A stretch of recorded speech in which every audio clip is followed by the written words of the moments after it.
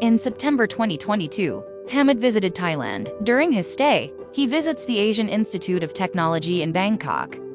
He observed waterlogging issues on the campus. During his visit, he discovered that most Bangkok residents depend on groundwater for daily necessities. One of the primary causes of groundwater depletion in megacities like Bangkok is higher water runoff than infiltration, mainly due to impervious land covers. On the same day, he visited structural lab and found out tons of demolished concrete waste. He found that land pollution, urban flooding, and groundwater depletion caused economic losses for Bangkok. Hammad met Rahul, a concrete researcher, and they discussed the issues. Rahul and Hammad then met Binay and Tungish to discuss the solution to all the problems. Following their brainstorming session, they found that thirsty concrete is a perfect solution to all the problems.